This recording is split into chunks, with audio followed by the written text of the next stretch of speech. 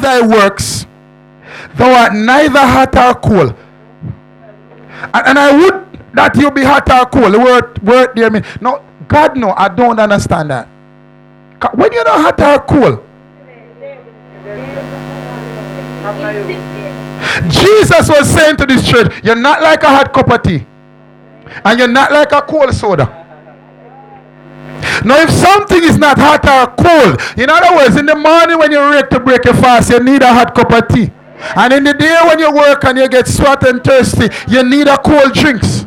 But this church was neither hot or cold. Oh God Almighty, is there somebody in Christianity here this afternoon who need to search themselves? When you're hot, that means you're working for God. When you're cool, that means you're backslide.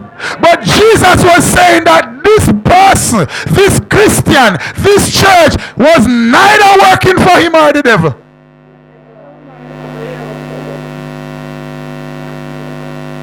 He said, I would that you're either hot or cool. Either you're for me or for the devil.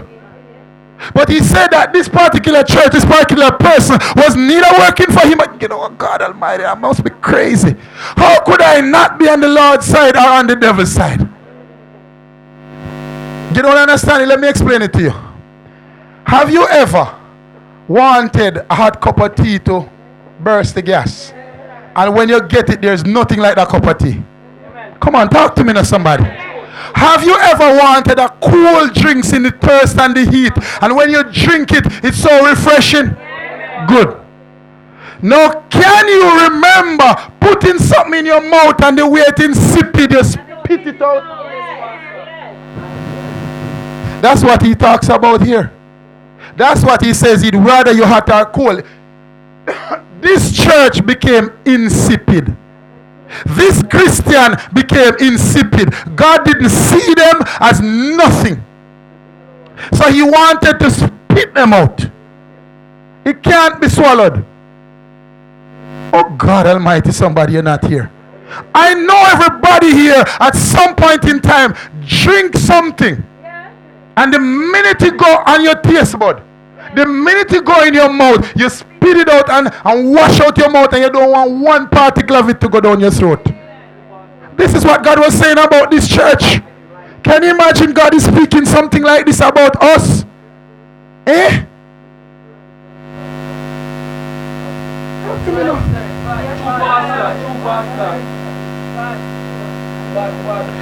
He says, verse 16, so then, because you are lukewarm. That's what old people would call it, lukewarm. When you're not hot and you're not cold, you're lukewarm. Now the thing about lukewarm, it's not hot enough to burst the gas. And it's not cold enough to quench it.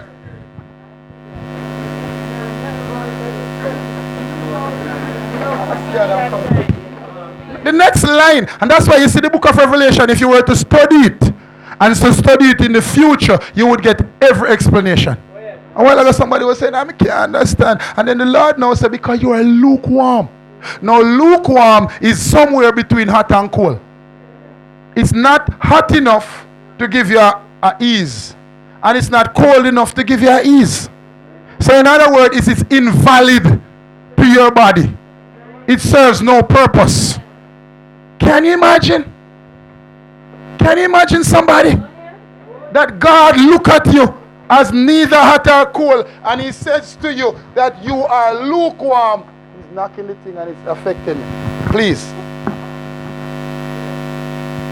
How can God look at a Christian and say you are lukewarm? I want to spew you out of my mouth. Oh Jesus, I know there's a hand up. I'm just going to finish verse 16. He says there, because you are lukewarm and you're neither hot or cold, I will spew you out of my mouth. Oh, yeah. Can you imagine? Yes, sir.